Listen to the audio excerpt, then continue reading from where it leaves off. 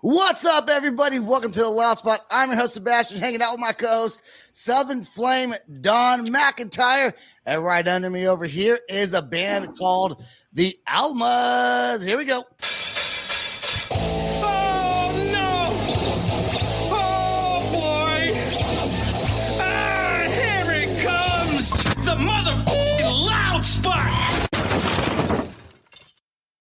All right, we are here. Listen, I swear to God, okay? So for you watching or listening on audio, there's 4 people underneath me in the band called the Almas, and I swear to God, I thought you guys are from like Louisiana, and you guys are from Wisconsin. You don't even sound like you're from Wisconsin. There's no like Canadian accent there. No, so we are barely Wisconsin. It's the Illinois-Wisconsin border that we're from. So, Okay. so we kind of got away from that accent. Yeah. And what's funny about it is there's 2 guitar players. As I swear to God, I assumed Josh was the bass player because everyone else said what they kind of did, and then I was like, "Oh, there's no bass player," and you guys don't even have a bass player. Nope. No, I mean, Right. he did used to be our bass player. Yeah, one time. Oh, At one time, but I play guitar now. so what happened to the? So the band has no bass player. Currently, no. Basically, We have What a happened to the laptop. bass player? well, long story short, we left them at a gas station and never picked them up again. No, joking.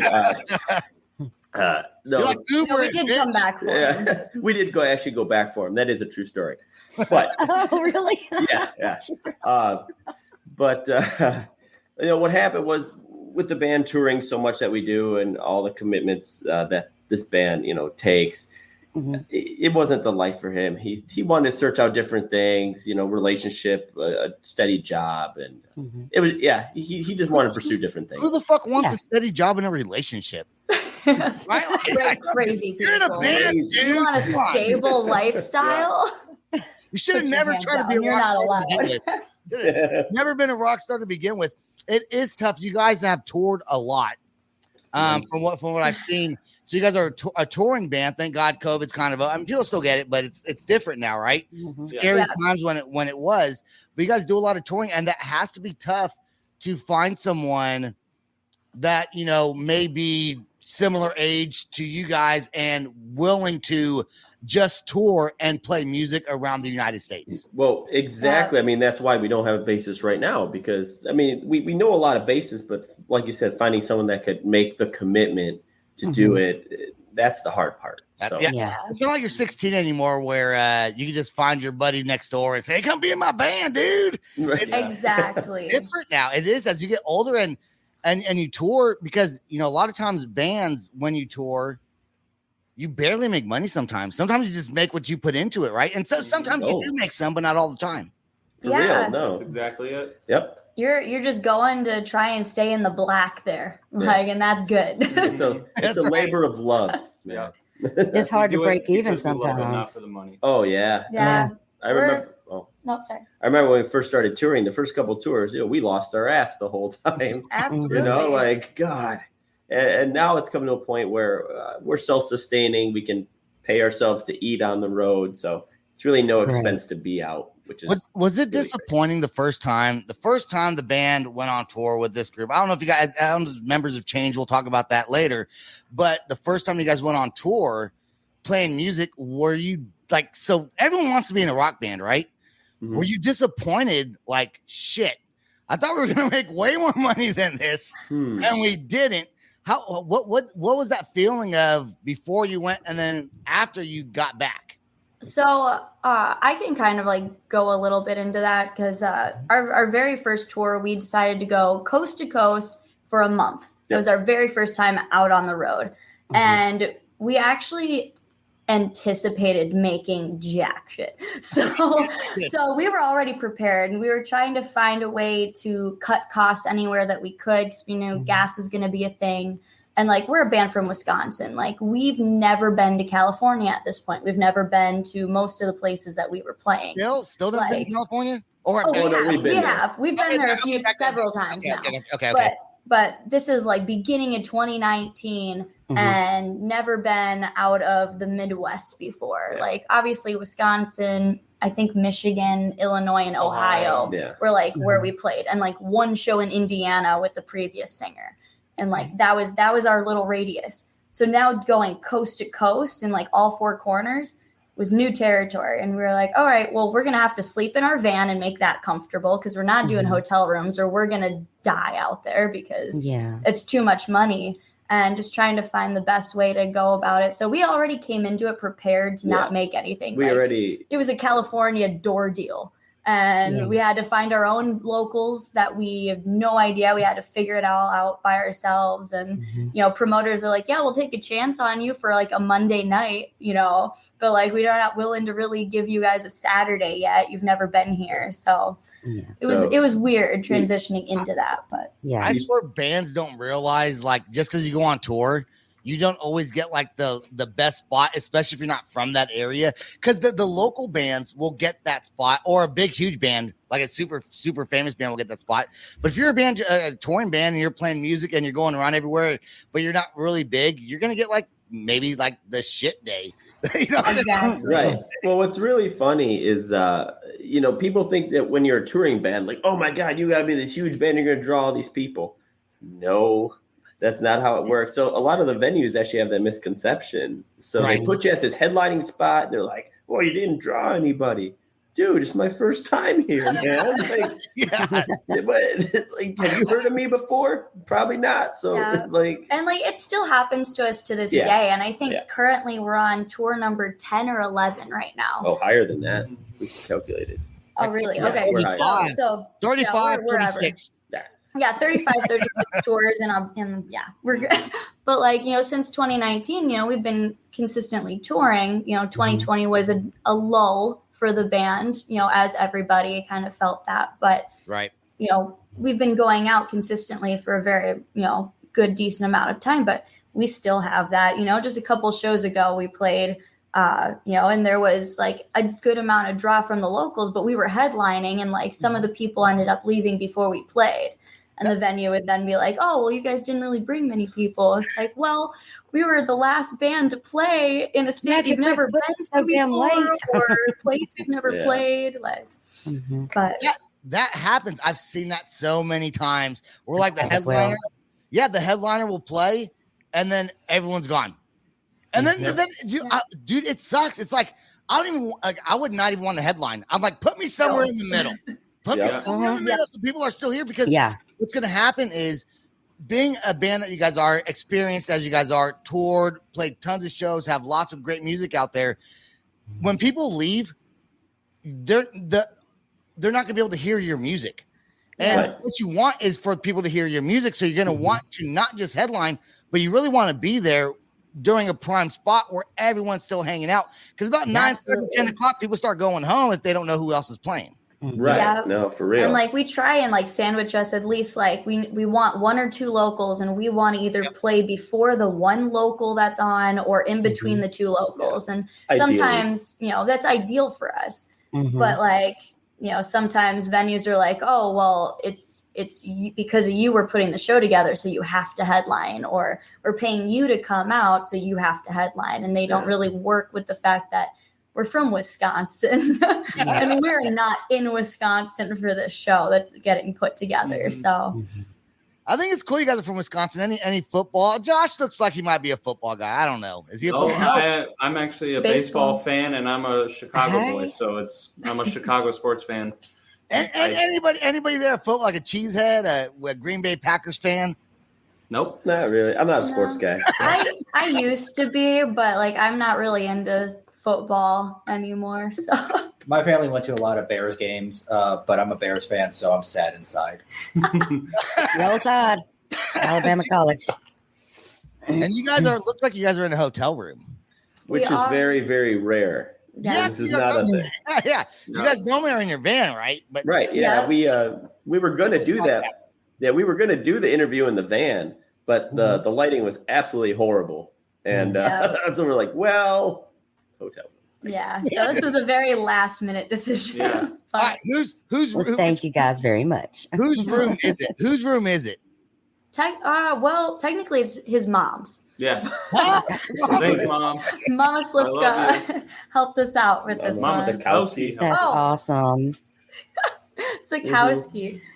Yeah, because normally You're not. we always sleep in the van. That's where we live, and Mhm. we can't really afford to get hotel rooms. So Mhm. Sometimes our family likes to help us out. if someone gifts us a room, Yep. we You'll take take it. That's You'll it. take it. Yeah, You'll take Yes. it. Wait, are you guys sleeping in the same room, or do you guys have your own rooms? We have two separate rooms. rooms. just- yeah. Oh, so 2 and then 2. Yep. Yep. That's a fucking. I like that. You know what? You guys got great attitudes. I love you guys. Like you guys are so awesome already. Oh, thank you. I know I'm like a piece of shit over here, fucking hammered. Okay, let's talk about your guys' music video, or it's a lyric video called "Reflection," right? Right. Yes. Is that the last video you guys came out with? That is our most recent, up to date. Yes. Mhm. Okay, before we play the song, I just recently started asking this because I feel it's better for fans to listen to, or people that listen to my podcast. What is Reflection about? Is it like self-reflecting?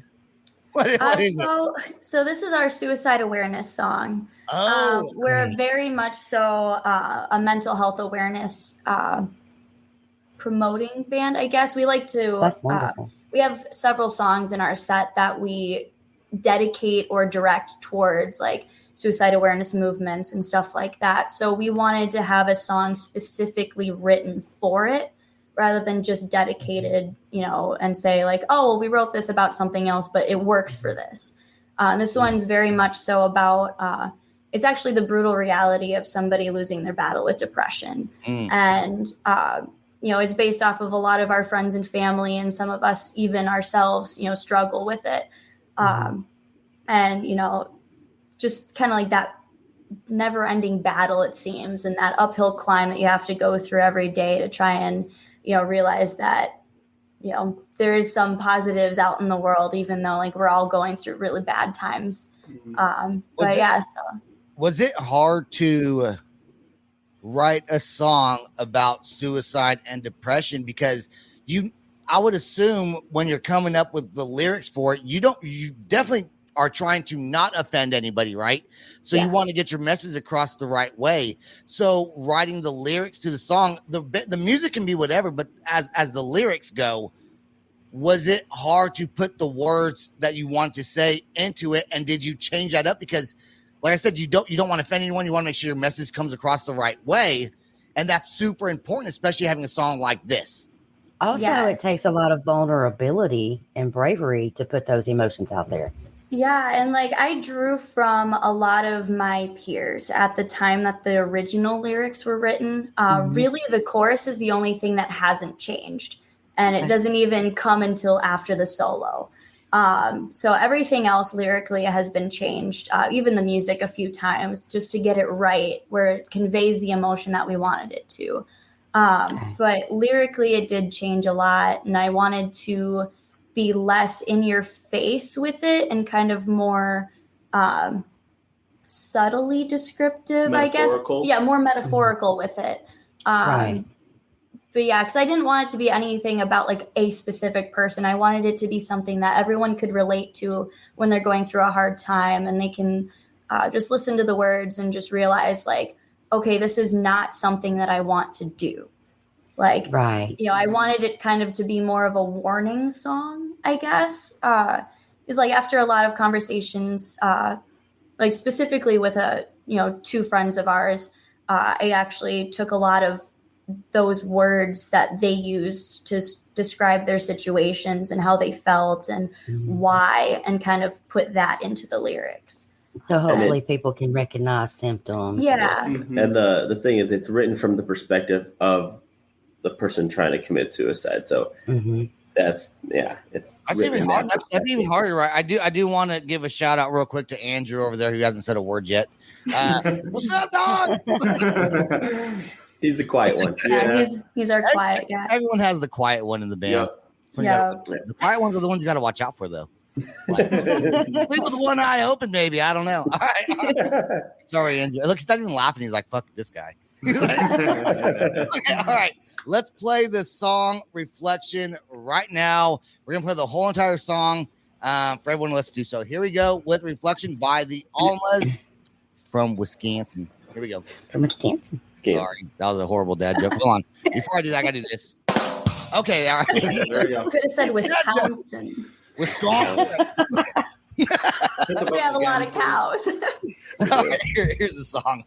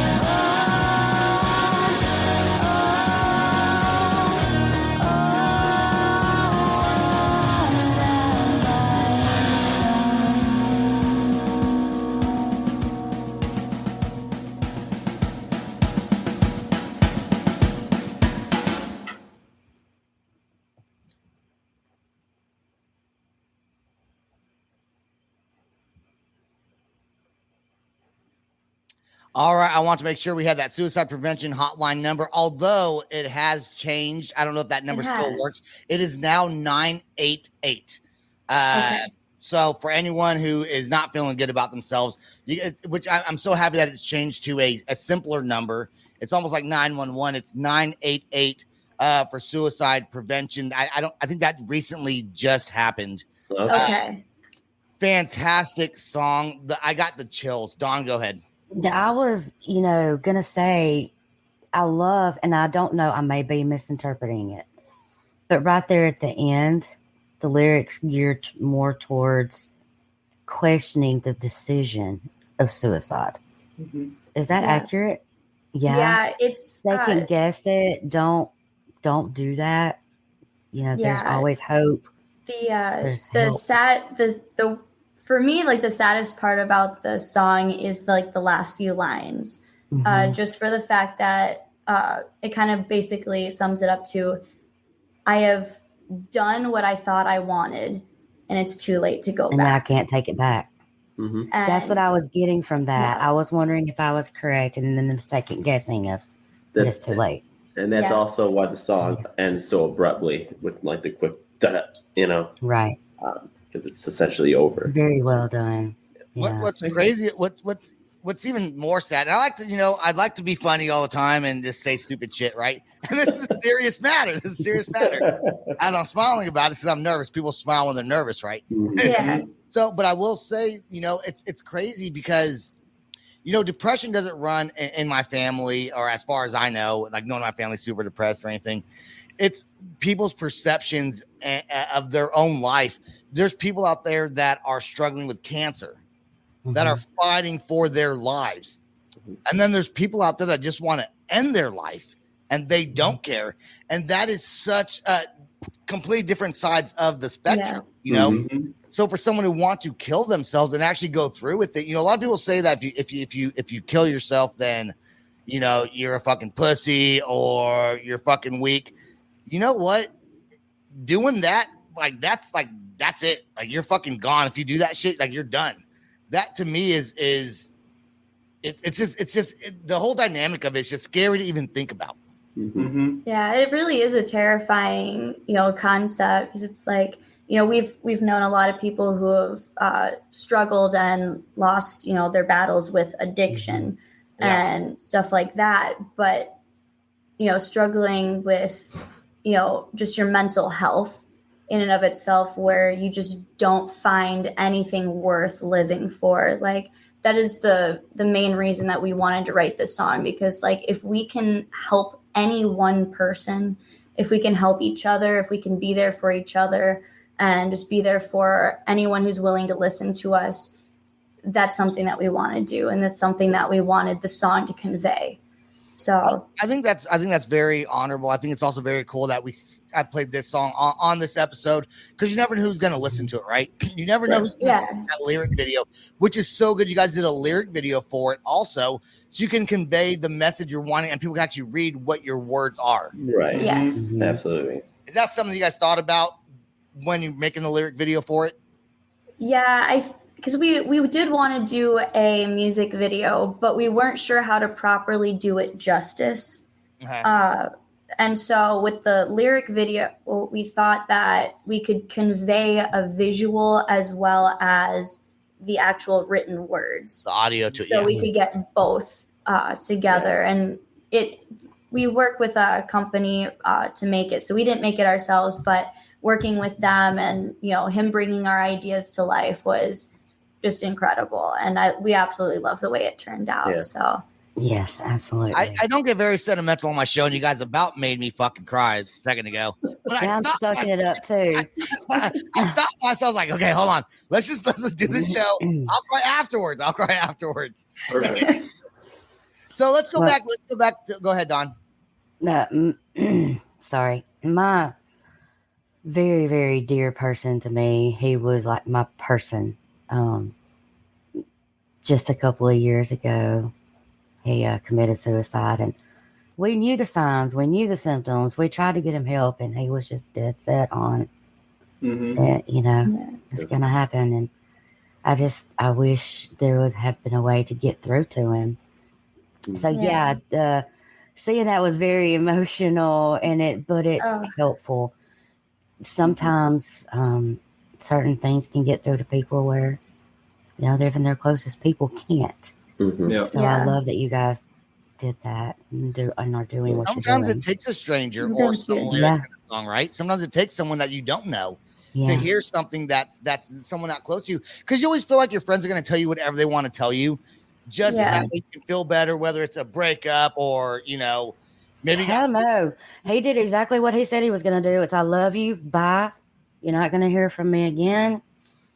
And I was like, don't make me track you down. And he threw his damn phone in the river. I mean, he was just dead set. So any way you can get through. And like before we perform that song at every show, I talk to the audience a little bit, because sometimes you just need a reminder. And so I always let people know, like, hey, like, you are important, you are needed in this world, and you are loved. And, I let everybody know, like, please reach out. Like, I always try and, believe that, like, we are all strong enough to fight our battles, but we don't have to fight them alone. Right. And, sometimes it's hard to reach out to a family member, or a friend, because it's someone you're close to and you don't want them to see you in that way. Yes. Or, you don't want to, like, there's someone that you just don't want that to be involved. So it's like, sometimes you need the stranger. And like, I always bring that up, like, even if it has to be a stranger that you talk to, talk to somebody, anyone, exactly. I'm going to go ahead and put this on the camera real quick, just to, no, it won't show up. Never mind. You can put it on. You can edit it on at the end of the. It does say 988 though on it. Okay. 988, perfect. I want to change the subject. Okay, I want to change the subject. Happy, right? Happy thoughts, happy things. Happy. All right. I did say I want to talk about the band's lineup, and I mentioned it when it first started. I said I want to bring it back up.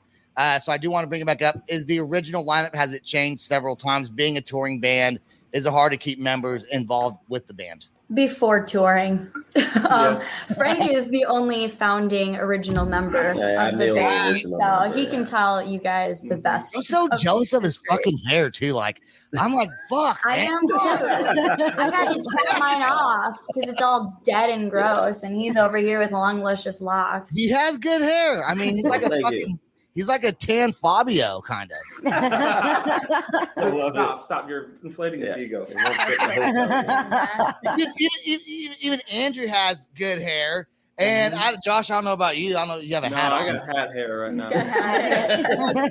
Prerequisite, if you're going to be in the band, you have to have hair. Like, because, I could learn bass, but I'm bald.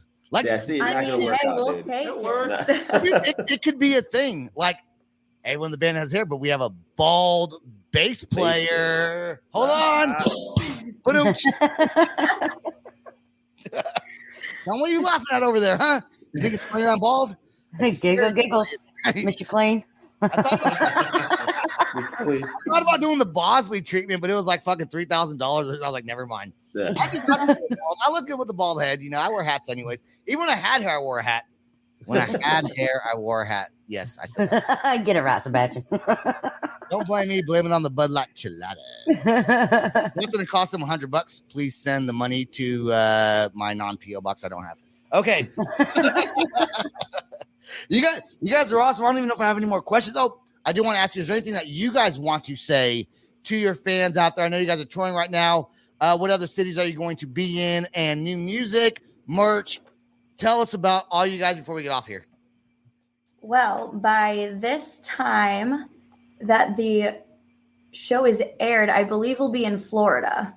Hanging out. So I think we're going to be leaving Florida. We've got a show in Gainesville, Florida. Mm-hmm. And then we'll be in Mississippi. I don't think we have any Alabama shows on this one, but it's Mississippi and then Kentucky to finish off this tour. Okay, so you got to put Alabama on your next lineup because that's where I am. I know. I love Alabama. I got to get back there. Yeah. But, then we'll be in October. We'll be heading out on another run, and that'll be like Arkansas, Oklahoma, Texas, kind of coming up through the Midwest there, going through. So, we'll be in Tulsa. So if that's close to you, come. Fuck Tulsa. Oh, wow. Go to OKC. OKC. But ultimately, come on. the most important thing though is we do have new music coming out. We just recorded in Nashville. All right. With a new producer, and so the band's actually do a whole revamp, new logo, brand new music. I mean, and it's totally different than anything we've ever written. Yeah. So Wonderful. it's Right on. Yeah, that's the most exciting thing. So keep an eye out for dates and things like that. And we will be playing those songs out live. So when you do see us, you will hear them live. Yep. We're already playing one of them. Yep. Lovely. I do want to ask Andrew a question real quick. Go for it. What's your He's like, finally. He's like, fuck, fine. What is your favorite song to play live in front of an audience? We have a song called "Ain't That Bad." Yeah, is it like pretty energetic? Is it fun? It's very fun, ska, and I get a drum solo, so I get my 1 minute of Nice. That's why it's his favorite song. Every drummer needs a drum solo. I'm a drummer. Well, I used to be a drummer, not really anymore. But you cannot not have a drum solo. Like every drummer needs at least one. Mm-hmm. Yes. Right. You need something. What's crazy is, I swear to God, normally the drummer's the most outspoken one in the band. I feel like he's kind of the quiet one, but normally like the drummer's like the fucking loud one.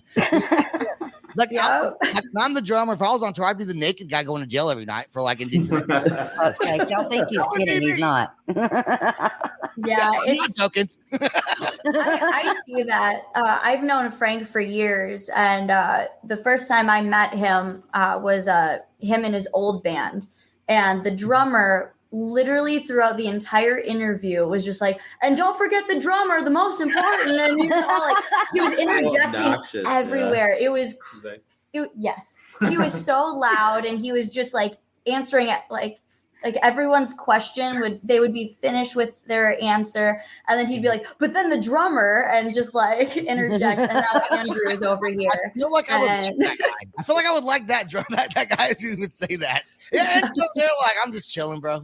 I'm just here. I'm here. I'm here. You guys, what's your website, and where can we find your guys' merch? www.almastheband.com. ALMAS theband.com. Real quick, how'd you guys get that name? So former band, I'm an alcoholic, so I was drinking a lot in that band, and at the time I was starting to quit, and I wanted to kind of refine myself, start a new band, refine my soul. Hence the band name The Almas, which means soul in Spanish. Nice. Now I feel bad for drinking beer. I mean, not really, but like, fuck. Do what you want, man. I'm like, fuck, fucking Bud Light gelatos and shit. Nah, dude, it's all You're good. good, man. It's all good. I'm a caffeine addict, so that's why I drink Red Bull and all this Me shit too. all the time. Dude, I swear, if I drink Red Bull, I'm like this. Dude, me too. I can't even think if I don't have my Red Bull. Like, That's bad, me and my man. coffee. Dude, Coffee same. all day. I have Coffee in the morning Death for Wish him. coffee. It's, yeah. Yeah, In the yeah. morning. Yeah, that's what I have in the van. So we built bunk beds in our E350 van. Uh-huh. And the way that it's set up in the back, we have like a top shelf that has like the microwave and stuff, and underneath is Frank's bed, and we call it the cave. So he climbs into his cave at night, and in the morning he'll like slither out of his cave. Yeah, and he'll try and get coffee. Well, if any one of us wake up with him, no, don't talk to him. Just like Coffee stay there. first. You just like what you do is you open your eyes and you're like, oh, he's awake. Nope, close your eyes, go away. Everyone's so energetic in the morning. They want to talk, and I'm like, no, Stop talking. Coffee first. Yeah, we wake before up a day a little refreshed bit, and ready to go. Can we zen a bit and just collect ourselves and then go? Like, it's just.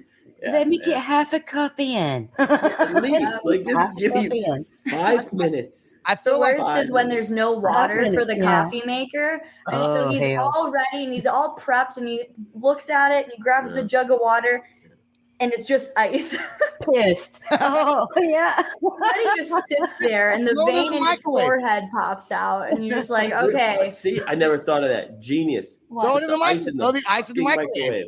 There you go. There we go. New hack. Thank you. See, I feel like Frank should go in when you crawl into your hole in the van at night. I feel like you should bring some white makeup with you, and when you come out in the morning, like just like army crawl out with like white makeup on and like look like you're all decrepit and shit. fucking great music That's video. exactly what he does. Yeah. Hell yeah. The pom-poms brushing against my leg every time you With my hair, yeah. I see his head pop up, and I'm like, I oh, swear to God, so- you are the tan Fabio. We are going to get out of here. Hey, the Almas, you guys, please all stay right there till after the outro song plays. Please, I do want to, I said please twice. I do want to thank everyone that listens to our podcast. Find us on every podcasting platform, also our YouTube channel, which we are still trying to grow. And we have an app called The Loud Spot on your iOS or Android phone. That's all the time we got. Guys, stay right there, please. Peace out. Rock on. Much love. This is the Loud Spot outro by Nothing Short of Tragic. Is this all talk with no action? No. Is this my thoughts with distraction? No. Is this what I bought that's in fashion? Or is this the Loud Spot with Sebastian? Yes. Does Nothing Short of Tragic have his back again? Yes. Does everything that's good really have to end? Our pimp host has the pimp show, so to get more episodes, make an order, this is over.